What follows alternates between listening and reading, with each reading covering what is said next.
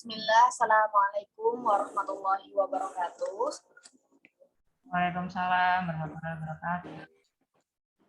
Oke. Sebelumnya, bagaimana kabar teman-teman semuanya hari ini? Baik? Baik, Bu. Oke. Sebelumnya semuanya hadir ya hari ini ya? Ada yang tidak hadir? Tidak. Oke. Seperti yang sudah saya sampaikan kemarin ya, kita hari ini akan membahas lagi tentang tajdid ya, tidak jauh-jauh dari tajdid yang kemarin ya. Kita hari ini akan, tapi kemarin kan kita membahas tentang apa itu tajdid ya, dan kenapa Islam itu membutuhkan tajdid. Kalau hari ini kita akan membahas tentang latar belakang munculnya tajdid ya. Oke. Sebelumnya kita semua sudah tahu ya, tajdid itu salah satu gerakan yang ada dari lembaga Muhammadiyah ya, maksud saya yang didirikan oleh pendiri Muhammadiyah, dan gerakan ini memang sangat bermanfaat untuk keadaan zaman Islam yang di zaman seperti ini ya. Dan tajdid ini sendiri sudah berdiri sejak, kalau tidak salah ya, 2 abad yang lalu. Nah, sekarang kita akan membahas tentang bagaimana apa sih sebenarnya latar belakang munculnya tajdid ini. Oke, next. Nah, latar belakang dari munculnya tajdid ini terdapat 2 aspek ya. Seperti yang dituliskan di situ, aspek yang pertama adalah aspek teologis. Aspek teologis ini adalah landasan atau dasar-dasar keagamaan yang dijadikan rujukan dalam pelaksanaan tajdid. Dasar-dasar keagamaan yang dijadikan rujukan digali dari sumber pokok ajaran Islam, yaitu Al-Quran dan As-Sunnah sebagai penjelas yang dipahami dengan akal pikiran. Aspek teologis itu adalah kenapa sih agama itu harus bersandarkan pada Al-Quran dan As-Sunnah, dan dia itu membersihkan segala sesuatu yang banyak ya yang sekarang marak dilakukan oleh masyarakat awam, bahwa banyak kegiatan ibadah yang dia itu tidak diajarkan di dalam Al-Quran dan As-Sunnah, tapi diadakan, seperti ditambah-tambahkan ataupun diada-adakan. Ya memang terkadang ada saja ya alasannya mereka melakukan hal itu. Ada yang berkata bahwa ini kan sudah kebudayaan dari nenek moyang kami. Mereka berkata seperti itu. Ada juga yang beralasan bahwa sebenarnya memang disyariatkan di dalam Islam, disyariatkan di dalam Al-Quran, tapi cara pengerjaannya, cara beribadahnya itu tidak sesuai. Seperti contohnya ada itu salah satu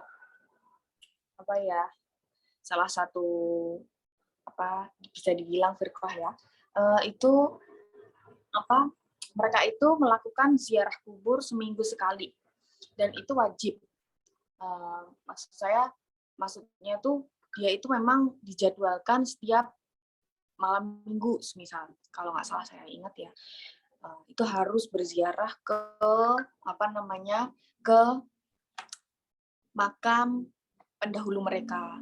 Nah, mereka beralasan agar mereka bisa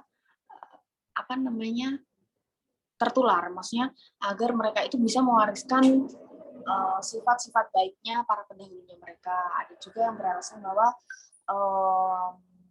mereka ingin menyampaikan atau ingin menjaga keturunan dari pendahulu-pendahulu mereka.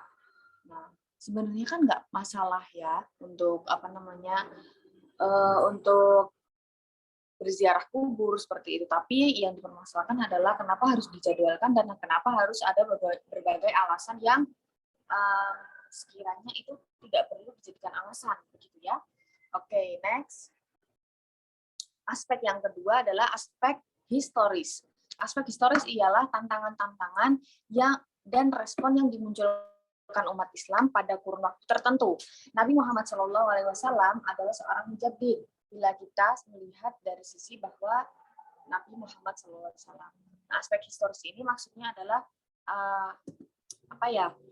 banyak ya kita lihat zaman sekarang mungkin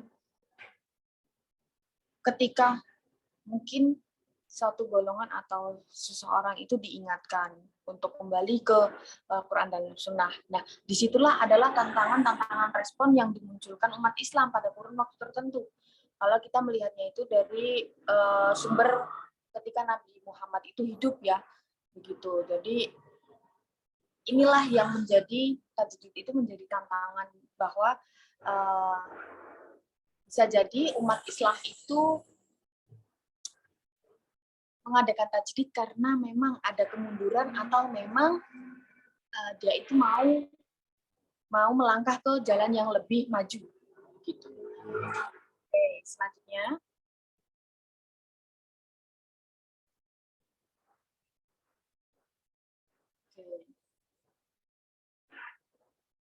Oke, selanjutnya adalah faktor yang mempengaruhi. Ya, bisa dilihat ya di situ ada ambisi perebutan kekuasaan, kemerosotan moral terutama pada penguasa yang melenyapkan identitas muslim, korupsi, kemewahan hidup serta feudal yang menguasai tanah yang sangat luas, politik adu domba yang dilancarkan pihak lain, kurang atau tidak mengamalkan ajaran agamanya atau lemah iman, dan juga kemunduran ilmu, pengetahuan, dan teknologi. Nah, kesemua itu sudah terjadi di zaman kita yang sekarang ya, pasti banyak sekali, bahkan tidak satu dua ya. Nah, semua itu dirangkum menjadi 3 penyebab, yaitu perpecahan, kemudian dekadensi moral, dan kebodohan. Ya, banyak sekali sekarang kasus-kasus korupsi, kasus-kasus lemahnya iman, kasus-kasus menipisnya moral anak zaman sekarang apalagi ya. Untuk itu perlunya adalah adanya toleransi internal, peningkatan pendidikan dan pengajaran terutama dalam bidang sains dan teknologi. Tajdid dalam konteks ini diberi makna pembaruan atau modernisasi. Nah, kan kita itu hidup tidak hanya mencakup keagamaan, maksudnya selalu mencakup keagamaan, tapi tidak hanya itu. Seperti ada juga perekonomian, maksudnya tentang tentang politik dan lain sebagainya begitu ya. Kita itu harus tetap dalam lingkup hal-hal yang diperbolehkan dalam Islam, hal-hal yang disyariatkan dalam Islam. Nah, kenapa adanya tajdid ini juga untuk menjaga segala hal yang terjadi, entah itu dalam lingkup moral, dalam lingkup politik, dalam lingkup apapun itu, agar sesuai dengan Al-Quran dan juga As-Sunnah. Nah, kemudian lanjut, tema-tema tajdid. Nah, di sini ada 2 tema ya. Yang pertama kembali kepada Al-Quran dan As-Sunnah dan juga membuka kembali pintu ijtihad. Nah, sudah seperti yang kita bahas di pertemuan kemarin ya, kembali kepada Al-Quran dan As-Sunnah. Kembali kepada Al-Quran dan As-Sunnah itu bisa dibilang ya tentang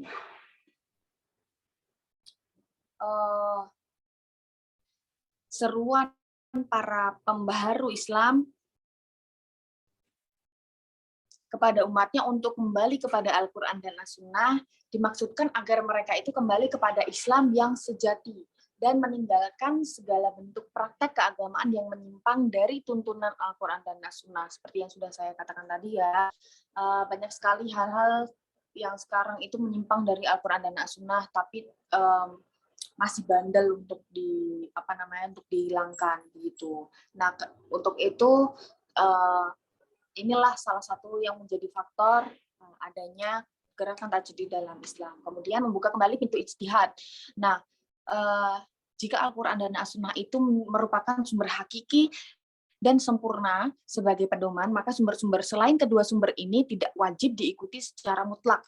Nah, proses ijtihad adalah menggunakan segenap kemampuan intelektualnya melalui kedalaman ilmu untuk menggali hikmah yang terkandung dalam ajaran Al-Quran dan As-Sunnah. Begitu. Kemudian next. Oke, tujuan pembaharuan dalam Islam. Nah, tujuannya itu ada dua ya. Yang pertama, purifikasi. Ajaran Islam pure, memurnikan ya, yaitu untuk mengembalikan semua bentuk kehidupan keagamaan pada zaman awal Islam sebagaimana dipraktekkan pada zaman Nabi.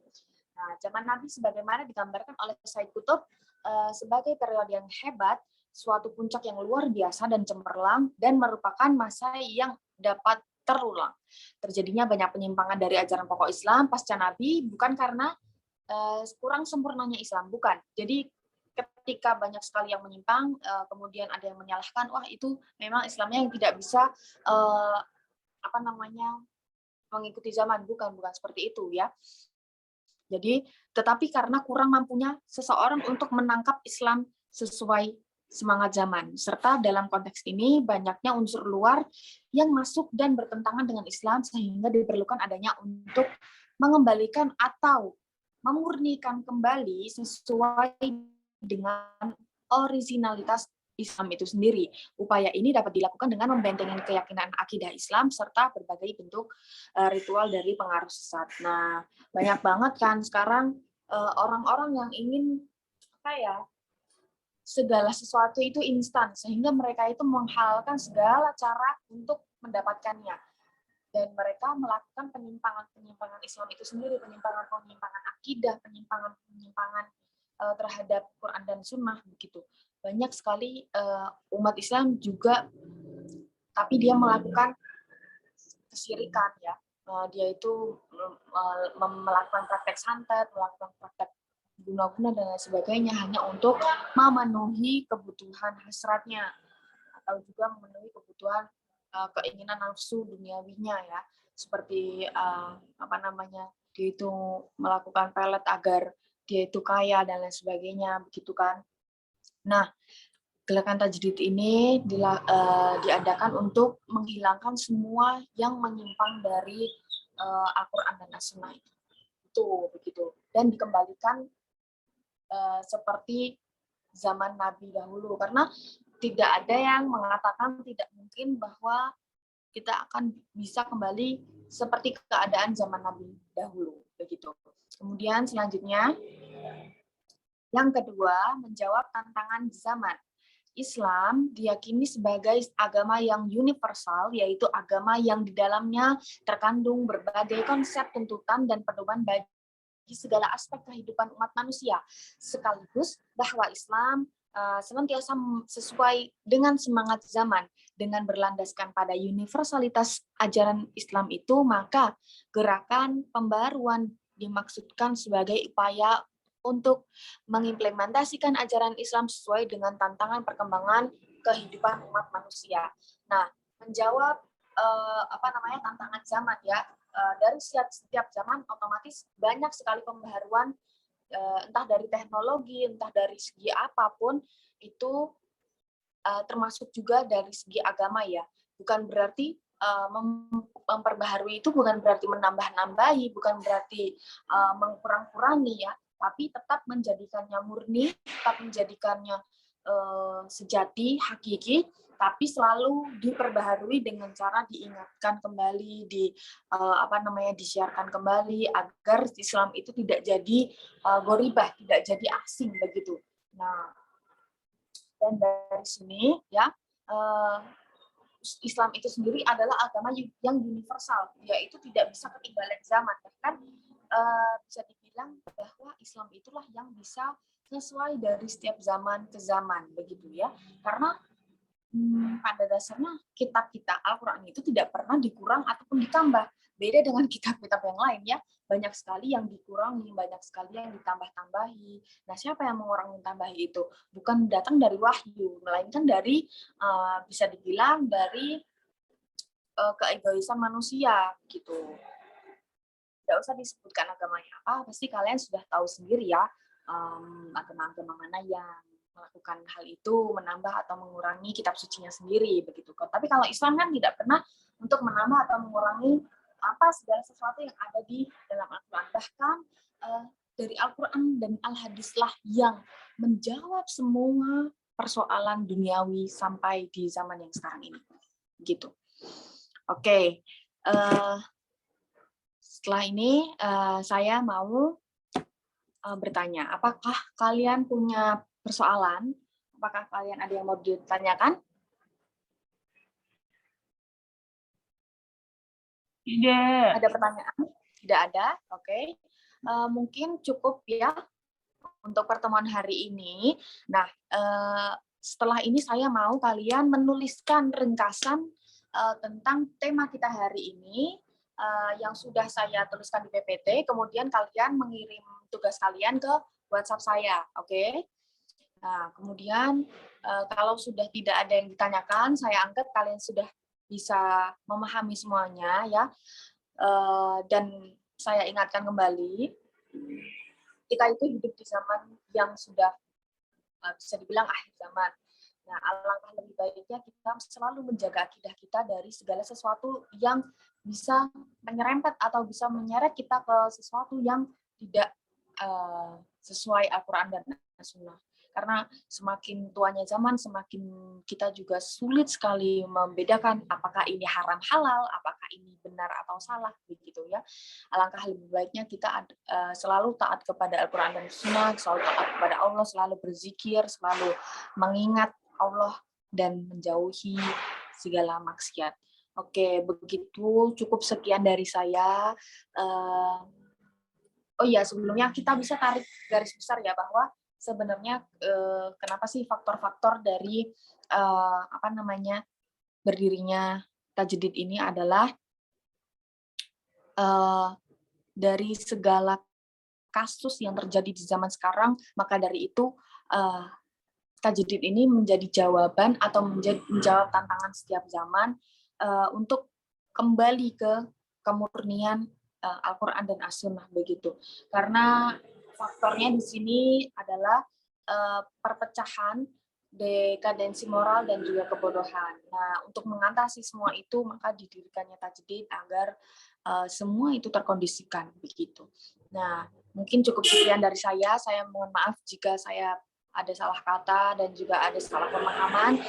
Semua kebenaran dari Allah Subhanahu wa taala.